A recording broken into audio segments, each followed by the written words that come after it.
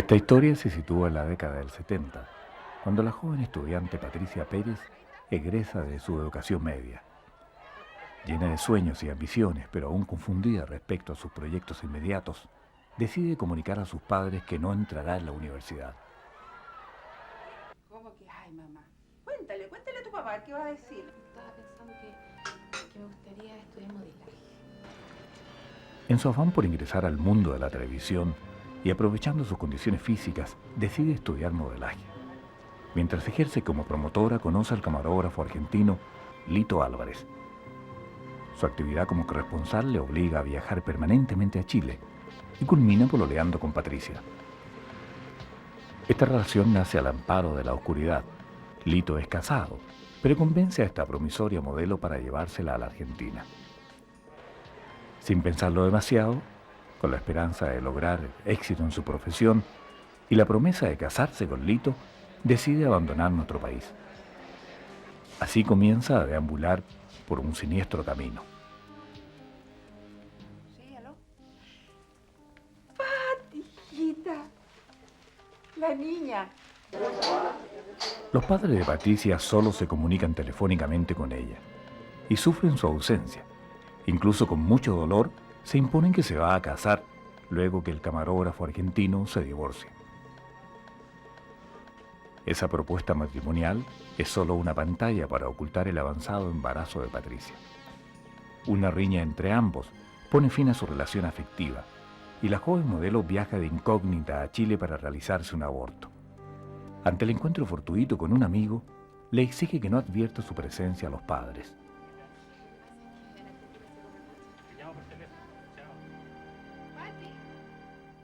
Hola. Ya instalada en el hotel, se comunica con una amiga. Súper bien. Oye, ¿sabes? Mira, te llamaba por lo siguiente cosa. ¿Tú todavía tienes ese amigo que hace remedio? Sí, ¿por qué? ¿Tenía algún problema?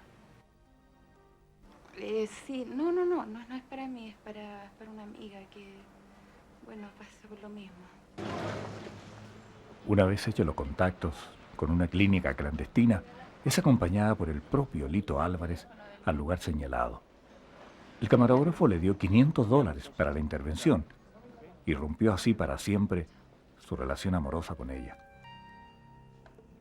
El pseudomédico José Manuel Altamirano, en la llamada Clínica Nacional ubicada en la avenida Bulnes 80, departamento 67, se hizo cargo de la intervención.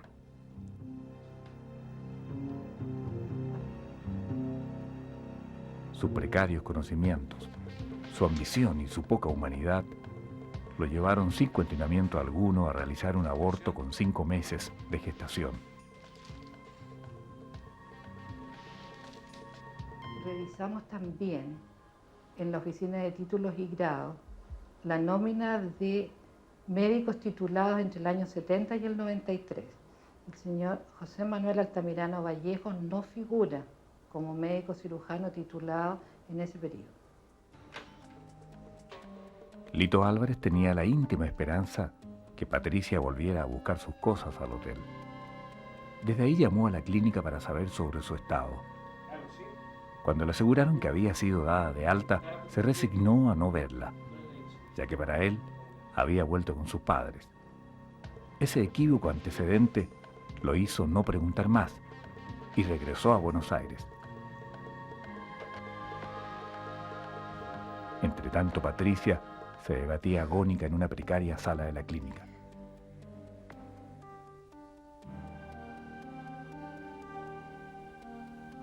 ¿Murió?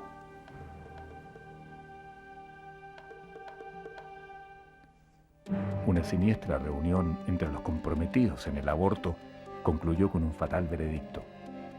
El cuerpo de la joven modelo debía ser descuartizado para luego hacerlo desaparecer. José Manuel Altamirano y Rafaela Rosas, a la sazón su pareja, a quien comprometió como cómplice, fueron a enterrar el cuerpo de Patricia Pérez a la localidad del Monte.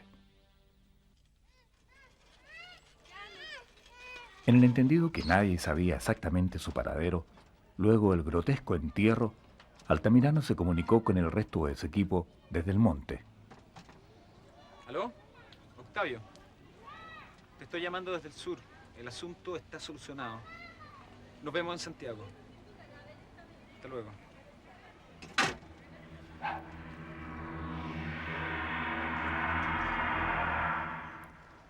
Pero los planes no terminaban ahí. Los cerebros de esta clínica clandestina se habían propuesto no dejar huellas. En un acto digno de una organización delictiva, recurrieron a peritos para falsificar los documentos personales de Patricia Pérez y alterarlos, poniendo en su lugar una fotografía de Rafaela Rosas. ¿Para qué me llamaban? Siéntete. ¿Te acuerdas de la foto esa que yo tenía tuya? Sí, me acuerdo, la que yo te di. Esa. Aquí está. ¿Pero qué significa esto? Significa que desde ahora tú eres Patricia Pérez. ¿Pero para qué? Tranquila, Rafaela. Está todo arreglado. Patricia Pérez sale del país y el capítulo está cerrado. Pero... Rafaela, tienes que hacerlo. Mañana partes a Mendoza.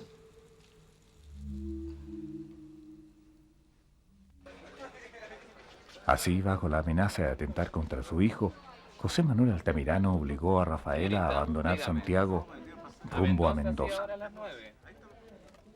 ¿Te doy uno? Ya, serían 3.000. Dame tu documento, a ver.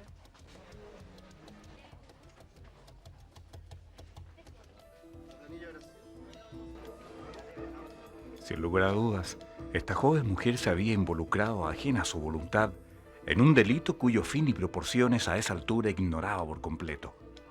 Presa de odio y nerviosismo, abordó el bus que la conduciría por el paso a los Libertadores a la vecina ciudad argentina. Su objetivo no era otro que salir de Chile con la identidad de Patricia Pérez, para ingresar más tarde con la propia. De este modo, para los archivos policiales, la joven modelo se encontraría nuevamente en la Argentina, generando así una incógnita insoluble en las futuras investigaciones.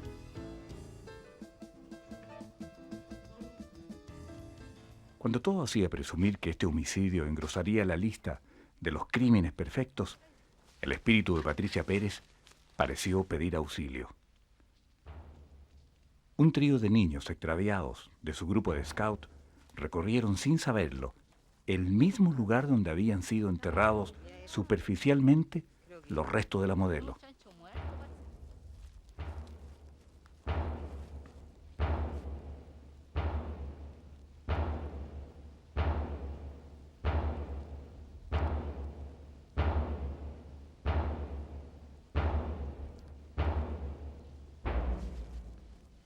El hallazgo fue impactante e inmediatamente se dio aviso a la policía.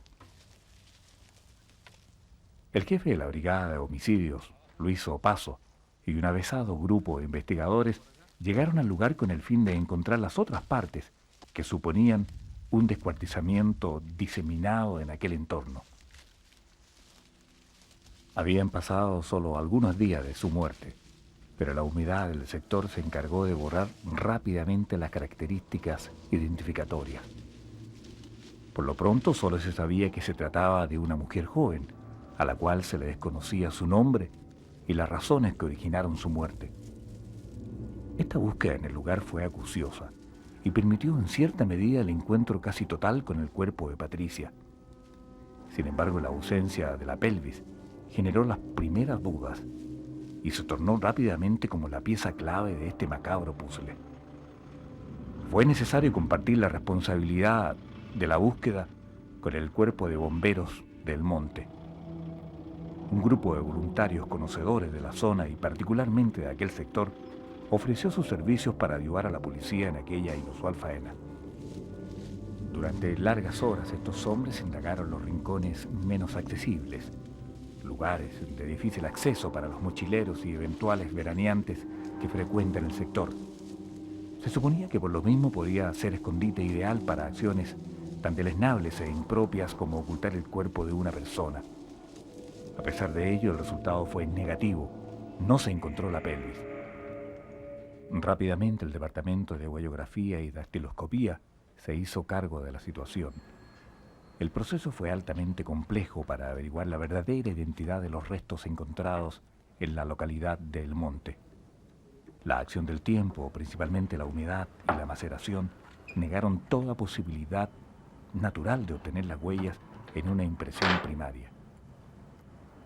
De esta manera, los expertos de investigaciones no tuvieron otra opción que reconstruir meticulosamente los dedos para ver la posibilidad de conseguir así las huellas. Estos prácticamente no tenían piel.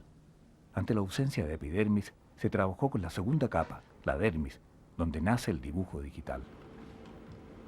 El trabajo físico-químico devoró más o menos 7 días. En ese lapso, este departamento logró recuperar las líneas papilares y con ello se dieron a la faena más complicada, imprimir el dibujo digital. Situación única, ya que después de aquel proceso el tejido epidérmico se destruye automática e irreversiblemente. De este modo se supo la identidad de Patricia Pérez y se acudió al hogar de sus padres.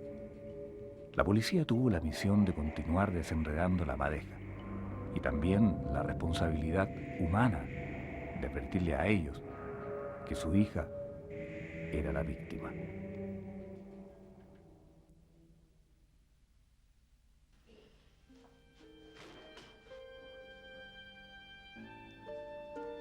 El propio jefe de la Brigada de Homicidios, Luis Opaso, quien llevó la investigación, citó a los padres de Patricia a su oficina. Allí buscó un modo de explicar los resultados de su trabajo policial. Por favor, señor, dígame, ¿qué pasa con mi hija? Don Patricio, en realidad es difícil para mí, cuesta decirlo, pero realmente su hija está muerta. La mataron.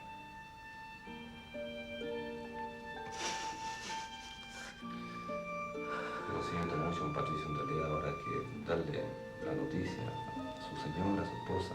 No sé cómo lo vamos a hacer. Sí. Déjeme a mí. Yo se lo voy a decir. Como usted gusta, Patricio. ¿Se gusta hacer la entrada?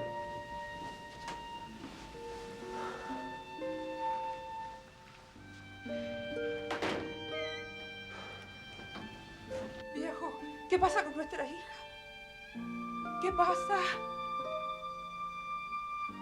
Viejo.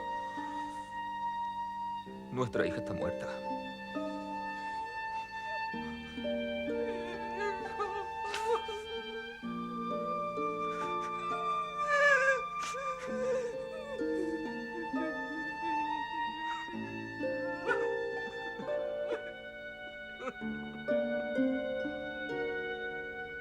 La prensa de la época no ocultó su curiosidad en este horrendo hecho. La muerte de una joven y hermosa mujer al interior de una clínica clandestina puso nuevamente el tema a la reflexión pública. Aquí hay claramente, primero, una responsabilidad universitaria. ¿Cómo puede haber un médico recibido en una universidad chilena que ampare a un señor como él para cometer todos los delitos que estaba cometiendo? O sea, eso debiera remover también muchas conciencias. En segundo lugar, él es un explotador de personas marginales, de personas que están siempre llevadas a la situación límite, como son las personas que se dedican a la prostitución o a cosas que están en el límite de la prostitución. Y a esas personas les daba un pseudo certificado de sanidad. Era como si el día de mañana el encargado de controlar el cólera en una fuente de agua potable de la ciudad de Santiago dejara de hacerlo, o dijera que lo hace y falsificara el certificado, y el cólera quedara al alcance de todos los chilenos. En este caso, todas las enfermedades venéreas quedaban al alcance de todos los chilenos. ¿Cuántas personas contrajeron SIDA a raíz de estas personas que controlaba el pseudo médico Altamirano? Es decir, era un foco de peligro público, y estaba ahí, a vista y presencia de toda la gente. Él lo hacía, y sus certificados valían. Entonces es algo verdaderamente grave. Don Andrés, yo creo que en la situación que estamos viviendo en esta historia son varios los ángulos o los prismas con que podemos mirarlo, ¿cuáles son para usted los más importantes? El más importante, sin lugar a duda, es la situación de ella. Primero porque ella queda embarazada, pudiendo no haber quedado embarazada. Porque cuando se domina su cuerpo, cuando una persona es efectivamente libre, ¿quién es libre? El que domina sus fenómenos, el que domina sus procesos vitales, digamos. Y ella no los domina y queda embarazada. Y segundo, al no darse cuenta, al no saber o ignorarlo muy inconscientemente, que un aborto después de los 3 meses es un suicidio, en cualquier condición. Y es tremendamente grave. Y si a eso agregamos que en esta sociedad, donde se producen 160.000 abortos en el año, lo único que interesa a las autoridades que hablan del tema es penalizar más, castigar más y no educar más, entonces decimos, todos somos responsables de este caso. Aunque hay un criminal de por medio, pero todos tenemos responsabilidad. No seremos culpables, pero sí responsables. Lo que tiene que hacerse frente a todo tipo de situación dañina a la dignidad humana es primero prevenir. Y se previene educando, desarrollando una cultura, llevando a la normalidad.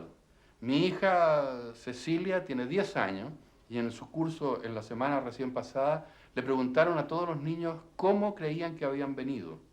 Y bueno, hubo una planta de maravilla, un repollo, una cigüeña, puras locuras y tonteras.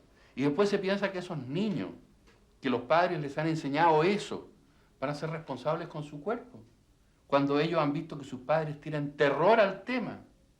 Entonces dicen, bueno, si los adultos le tienen tanto miedo al tema, es porque esto debe ser muy conflictivo. Entonces, como es muy conflictivo, hay que irse a lo clandestino, hay que irse al secreto, a la copucha y finalmente hasta a la prostituta. Entonces es una situación gravísima, pero tenemos que reaccionar. Ante la claridad de estos hechos tristemente consumados, la Policía de Investigaciones tuvo importantes reuniones para abordar con éxito el desbaratamiento de la denominada Clínica Nacional. En aquellos instantes se conocía la identidad de algunos personajes involucrados, pero se ignoraba la magnitud y las redes que sustentaban dicho centro médico. En este sentido, cualquier error podría dejar en el camino a importantes inculpados, y lo que es peor, permitir así la fuga de los responsables directos. Toda vez que la policía supo con certeza los nombres, realizó un acucioso estudio para determinar su grado de participación y el perfil delincuencial de cada uno de ellos. Así fue como de antemano sabía en el prontuario de José Manuel Altamirano, acusado de un anterior aborto con resultado de muerte. Lo propio aconteció con Mario Figueroa, el auxiliar, quien era buscado por un millonario robo al Banco de Curicó. De este mismo modo quedó de manifiesto, como el primer compromiso delictual del doctor Rodolfo Jott, la joven Rafaela Rosas y Octavio Pino.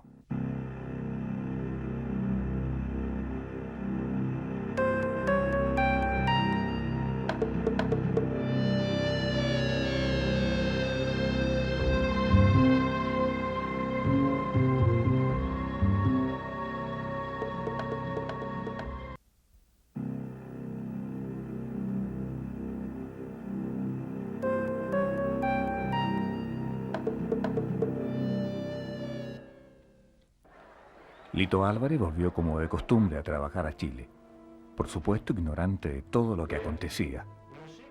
Su nombre apareció en las primeras indagaciones, de modo que del aeropuerto fue trasladado al cuartel de investigaciones para ser interrogado. Sus declaraciones fueron claras y precisas. Lito Álvarez, más allá de su escaso compromiso delictual, debió asumir postura y responsabilidad en el acto abortivo. Mientras era interrogado por la policía, comenzó a comprender la gravedad de los hechos y el cúmulo de situaciones que se desencadenó después de dejar a Patricia Pérez frente al número 80 de Avenida Bulnes. Ciertamente este corresponsal de la NBC se impuso entre estas 4 paredes de investigaciones que aquella ilusionada mujer que lo acompañó hasta la Argentina había sido víctima de un homicidio.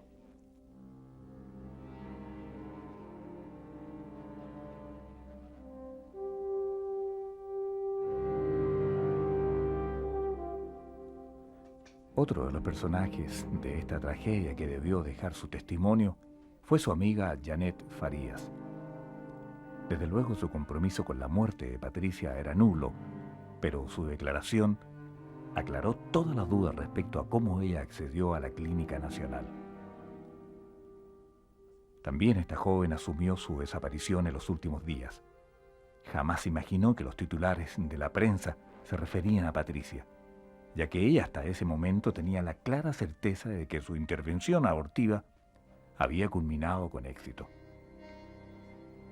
Sin embargo, en ella pudieron existir profundos sentimientos de culpa, ya que a través de su dato, la ingenua Patricia Pérez decidió ser intervenida en las manos irresponsables de José Manuel Altamirano, personaje que, según se expresa en el proceso, ella conocía desde hace mucho tiempo.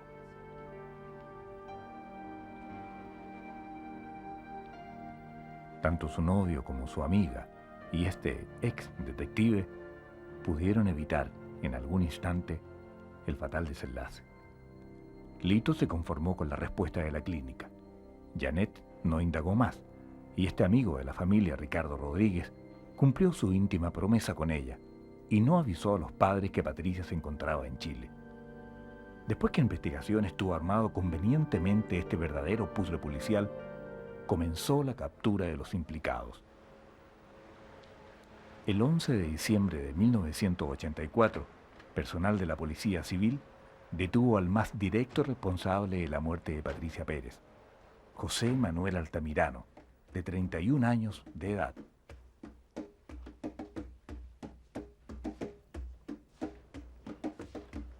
El ejercicio ilegal de la profesión de médico es otra de las causas que se agregan como graves al momento de la detención.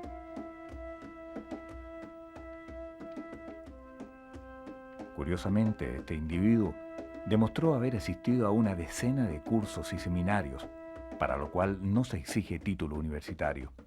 Aquellos diplomas de asistencia los tenía enmarcados en su oficina, dejando entrever a todos sus pacientes la actualidad y profundidad de sus conocimientos. El único médico verdadero era el doctor Rodolfo J. Ide, especialista en medicina nuclear. Él fue detenido el 13 de diciembre en el aeropuerto luego de arribar desde Montevideo. Su responsabilidad se relaciona con su cargo de director de la clínica. Mientras los protagonistas del homicidio debaten acaloradamente eludiendo responsabilidades, la Policía Civil también logró capturar a Rafaela Rosas. Ella, quien ayudó a José Manuel Altamirano a ocultar el cuerpo de la modelo, fue encargada a reo en calidad de encubridora. También esta joven de 21 años deberá afrontar la responsabilidad que le cabe por el delito de falsificación de instrumento público. Si bien no fue idea suya, ella suplantó la identidad de Patricia Pérez para viajar a la Argentina. El caso aún cobija una serie de misterios. El más significativo guarda relación con la desaparición de la pelvis y se transformó en la prueba fundamental para determinar si hubo o no práctica abortiva y los resultados que ésta tuvo. La magistrada que sustancia el proceso ofició a la Brigada de Homicidios para que realizara una nueva búsqueda en el lugar. El objetivo era, por cierto, encontrar la denominada pieza clave, la pelvis. Respecto a su ilógica desaparición, se tejieron muchas hipótesis. Cualquiera de ellas, sin duda, alteraría la figura criminal y las condenas. Es muy posible que la hayan hecho desaparecer el proceso, para que no apareciera nunca más.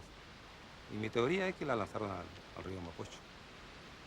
Definitivamente la pelvis no fue hallada, y el caso fue configurado como homicidio.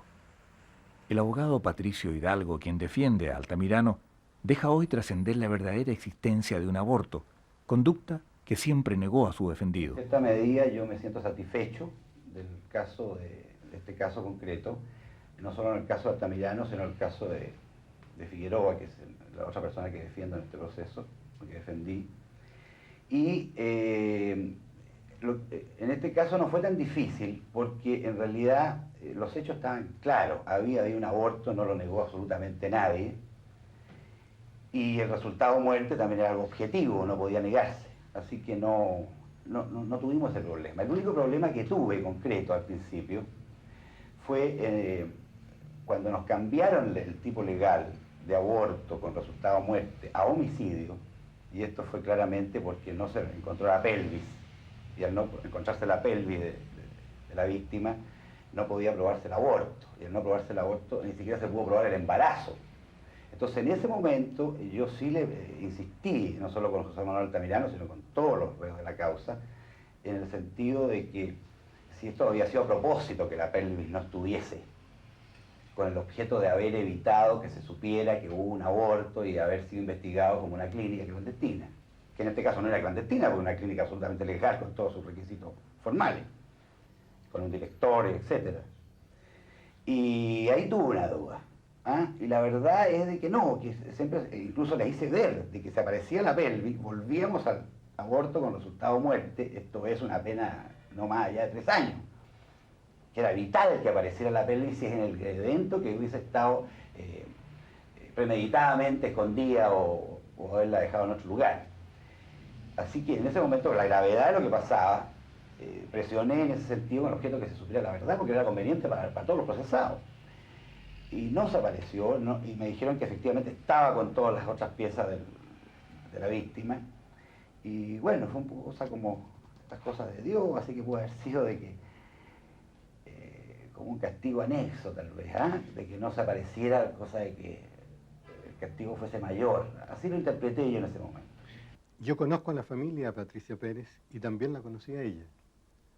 Era una joven muy simpática, buena moza, alegre, una muy buena hija. Sus padres tenían con ella una excelente relación. Bueno, como todas las familias eran muy queridas, muy integrados, de modo que, bueno, el problema que a ellos nos afectó ha sido una situación tremendamente impactante para ellos, que hasta hoy yo creo que los tiene con el mismo impacto emocional, de dolor, que les provocó la noticia de su asesinato, en realidad. Esto siempre lo he entendido como que ella fue, en definitiva, víctima de un conjunto, una organización delictiva prácticamente, formada por un grupo de personas para los cuales el elemento preponderante era el lucro, un lucro de tan baja calidad moral. Y esto se refleja particularmente en la circunstancia de que esta gente son organizaciones que sienten un desprecio pero sublime por la vida. Porque si ellos hubiesen tenido alguna consideración, no digamos importante, sino mínima, por lo que significa la vida al ser humano, indudablemente que el resultado que conocemos no se habría producido. Era fácil para ellos, era accesible, tenían la solución en sus manos. El sitio físico donde esto ocurrió no dista más de 300, 400 metros de la posta central, por ejemplo, un centro de atención médica importantísimo, que era más que suficiente para haber resuelto el problema que generaron. Sin embargo, esta displicencia, esta falta de respeto absoluto por la vida, determinó que a ellos les fuera absolutamente indiferente esta situación que se producía con la vida de esta joven. Y bueno, ahí la dejaron 24 horas hasta que murió. Él son aproximadamente 18 o 20 posgrados. No me pregunte cómo se inscribió en esos posgrados, pero los tuvo. Vale decir, el conocimiento de la materia médica, en este caso, lo tenía. ¿Dónde habría estudiado? Él habría estudiado, según los antecedentes que tenía yo, en la Universidad de Chile y en la Universidad del Paraíso. Habría tenido algunos estudios. Y estos posgrados le dan la validez de que la persona no era un irresponsable cualquiera. De hecho, para evitar la muerte de la víctima, todo lo que él hizo, las inyecciones, que hizo los masajes, que hizo directo al corazón, el resultado fue que produjo resucitarla 2 o 3 veces. O sea, lo habría hecho cualquier médico con o sin, o sea, con título. ¿No le parecía a usted mucho más humano que lo fuera a dejar a un centro asistencial, un centro médico, quedando tan cerca a la posta, por ejemplo? Evidente, ese fue el error gravísimo fue ese. Usted comprende que se le va a morir, se le está muriendo, y lo entregan a una clínica, incluso habría un atenuante, cuál era haber tratado de evitar las ulteriores consecuencias. Ahí fue donde evidentemente se produjo este desacuerdo intelectual o racional que tuvieron, y tal vez la desesperación fue, la justifico en el sentido de que un hecho así habría significado quedar sin trabajo, porque evidentemente habían perdido la clínica, habrían perdido todo lo que estaban haciendo. El 7 de diciembre de 1987, vale decir después de 3 años de prisión, José Manuel Altamirano obtiene libertad provisional. Desde luego esta condición lo obliga a estar ligado a la justicia, esperando los resultados de su condena, y por tanto no puede salir del país. Pero Altamirano, en forma muy misteriosa, abandonó Chile y se dirigió por tierra hasta Paraguay.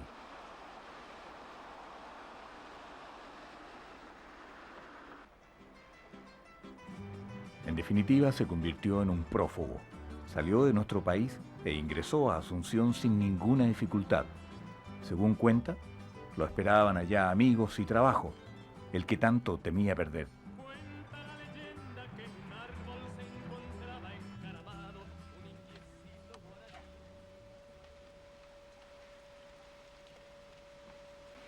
¿Aló? ¿Aló? Patricio. Sí, soy José Manuel. Sí. Tal como acordamos, te estoy informando cuáles van a ser mis pasos.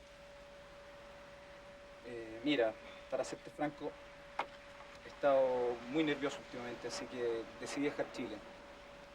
Sí. Bueno, espero que me entiendas. Sí. Sí. Muy bien. Hasta luego. Chao. Lo cierto es que Altamirano volvió a sus andanzas y al poco tiempo consiguió trabajo. Como doctor, asumió nada menos que la Dirección General del Servicio Médico Familiar de Paraguay.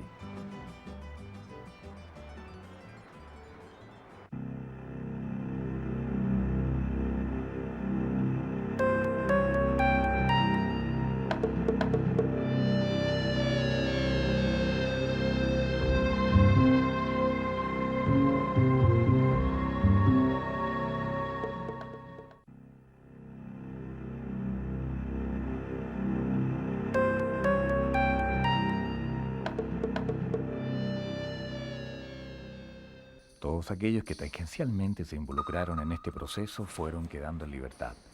El primero fue el doctor Rodolfo Gott, quien asumiendo una condena de 2 años, salió en libertad bajo fianza a los 23 días de estar en la penitenciaría.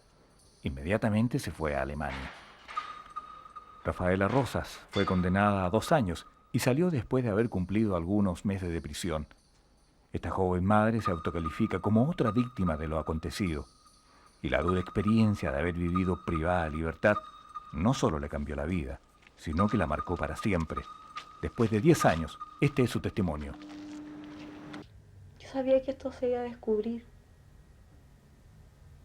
Y por lo mismo usted iba a quedar libre. O no tan comprometida. Pero de todas maneras son huellas que nunca se borran. Aunque uno no quiera ir a salir libre, estoy filmando o lo que sea, uno siempre queda con, digamos, con tristeza, con vergüenza. Discúlpeme que indague un poco más en esa parte humana de su vida porque yo no la conozco. Pero ¿qué tipo de tristeza y qué tipo de vergüenza?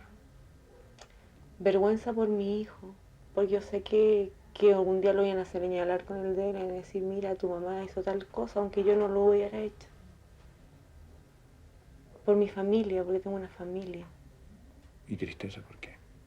Por lo que hice. Porque en realidad si yo hubiera sido más astuta, hubiera tenido un poquito más de valentía, y yo hubiera dicho no, no y no, y punto, y yo hubiera dilatado eso, no hubiera pasado todo lo que me pasó. Tristeza por lo que le pasó a esa niña. Aunque ella misma se lo buscó. Pero mucha tristeza. y por mi vida, porque es una marca que creo hasta el día de hoy no se borra. No se va a borrar nunca, nunca. Hasta que uno se muera, yo creo. Ni eso.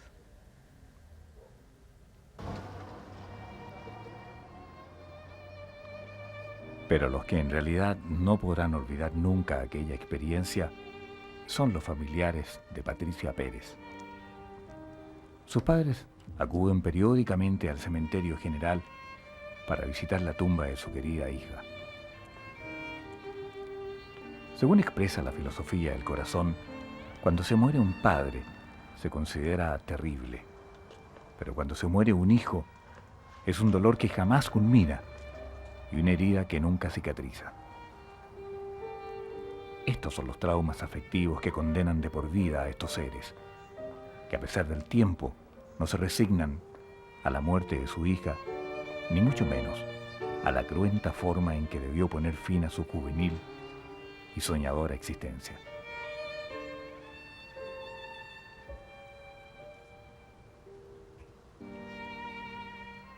Quizás, si la única compensación que puede tener esta forma de morir es saber que más de alguna joven en similares circunstancias podría echar pie atrás y a tiempo.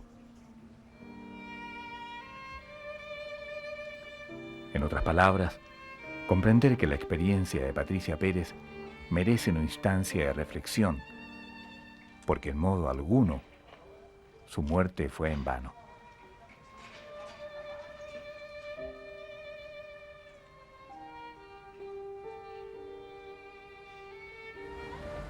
Cuando ya ha pasado una década desde aquel trágico suceso, afloran los más increíbles argumentos. El colegio médico no puede sancionar a un individuo que no está inscrito en sus registros, pero sabían de la existencia de este personaje. A este mismo señor Altamirano, el colegio médico lo denunció a los tribunales de justicia un año antes de que ocurriera esta situación en la que se involucró con la modelo. Y tengo los documentos de que el Consejo Regional Santiago lo denunció a los tribunales de justicia el año 82.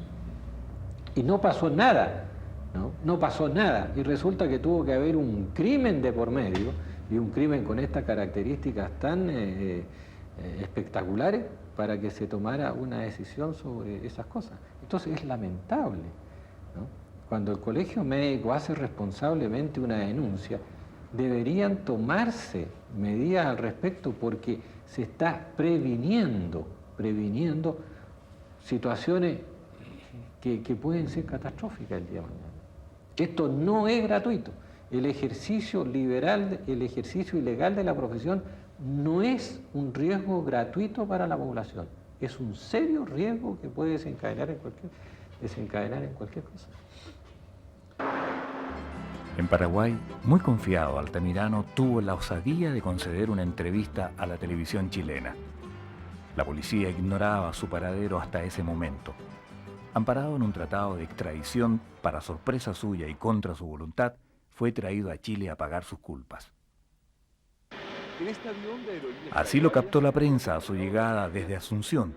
Sus comentarios y su particular personalidad no dejaron de sorprender a quienes desconocían sus antecedentes. El homicidio de la modelo Patricia Pérez Pinochet, del que se declaró inocente. Del cercenamiento yo no tengo nada que ver, y el oficial mayor Octavio Pino fue el que realmente a la chica le hizo la incisión.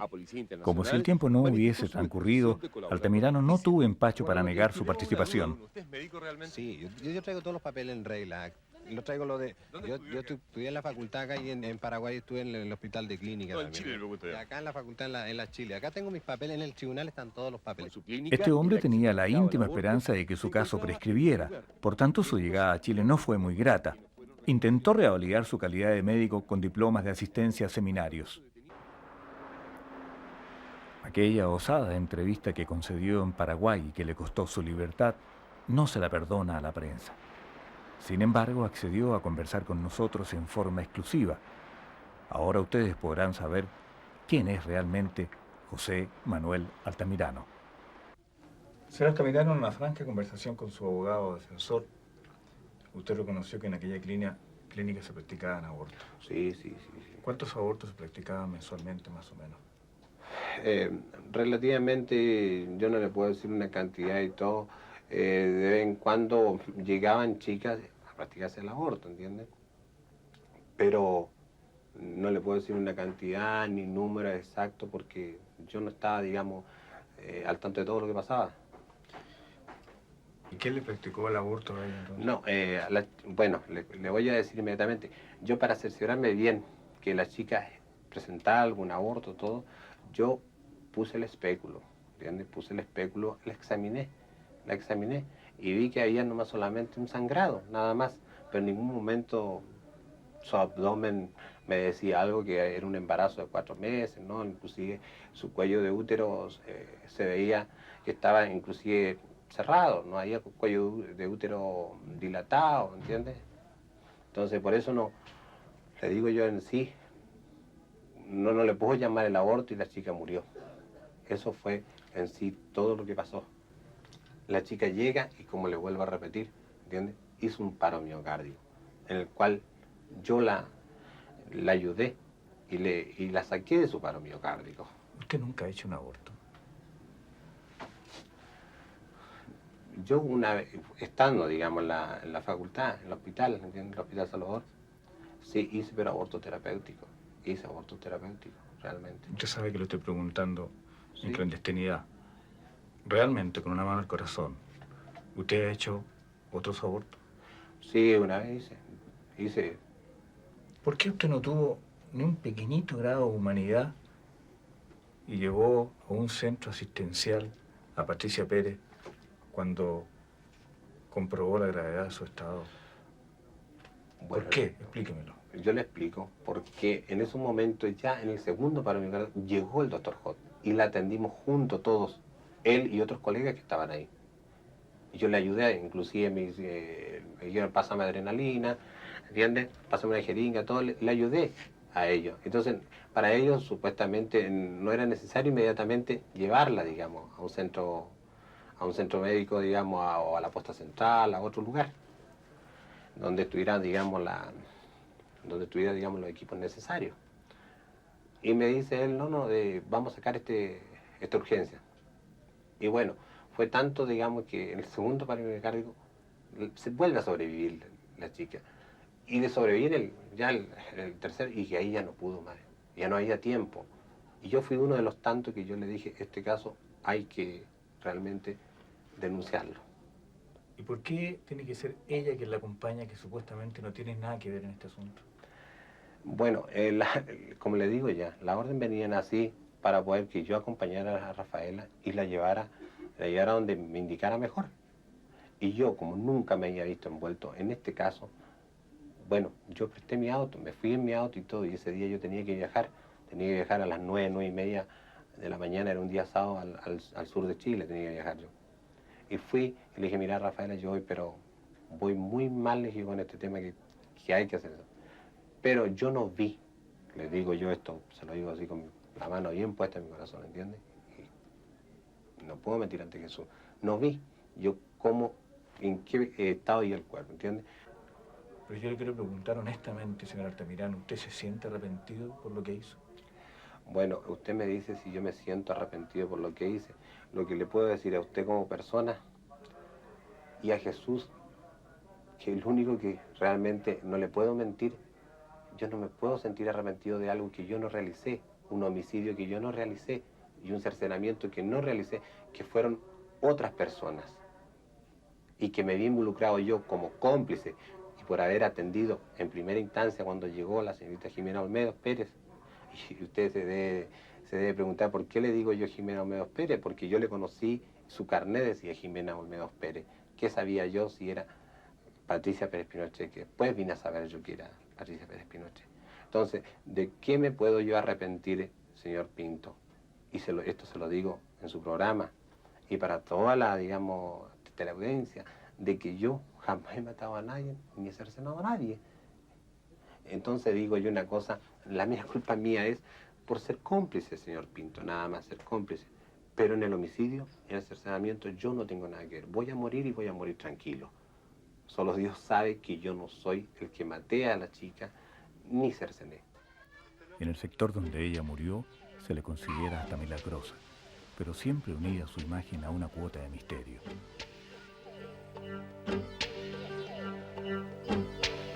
En el monte no han olvidado a Patricia Pérez. Su espíritu y su imagen aún viven. Muchos aseguran que al caer la noche, ella pide a los automovilistas que la lleven. Más de alguno lo ha hecho.